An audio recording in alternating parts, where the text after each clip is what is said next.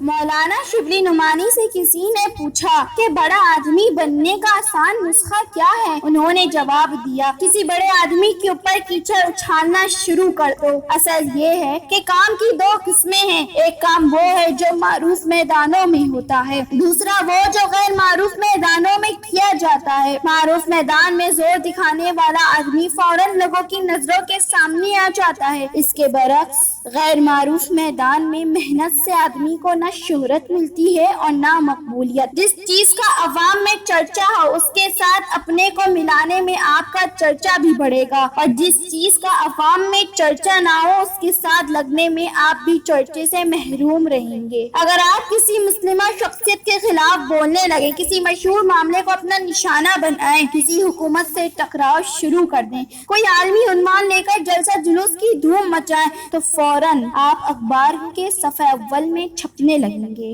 لوگوں کے درمیان آپ پر تبصرے شروع ہو جائیں گے، آپ بہت سے لوگوں کے خیالات کا مرجع بن جائیں گے۔ آپ جلسے کا اعلان کریں گے تو بھیڑ کی بھیڑ وہاں جمع ہو جائے گی، آپ چندے کا مطالبہ کریں گے تو لوگ آپ کو روپیے میں تول دیں گے۔ لیکن اگر آپ خاموش تعمیری کاموں میں اپنے آپ کو لگائیں، گنبد کے بجائے بنیاد سے اپنے کام کا آغاز کریں، انقلابی پوسٹر چھاپنے کے بجائے خاموش جدوجہد کو اپنا شعار بنائیں، ملت کا جھنڈا بلند کرنے کے بجائے فرد کی اصلاح پر محنت کریں، سیاسی ہنگامہ چھیڑنے کے بجائے غیر سیاسی میدان میں اپنے آپ کو مشغول کریں، تو حیرت انگیز طور پر آپ دیکھیں گے کہ آپ کے گرد نہ تو ساتھیوں کی بھیڑ ہے اور نہ چندے دینے والوں کی قطاریں۔ آپ کا نام اخباروں کی سرخیوں میں جگہ پا رہے ہیں اور نہ پر رونق جلسوں کے ڈائس کی زینت بن رہا ہے، مگر یہی دوسرا کام ہے، اسی کے ذریعے کسی حقیقی نتیجے کی امید کی جا سکتی ہے۔ اس کے برعکس پہلا کام کے نام پر استحصال ہے، اس سے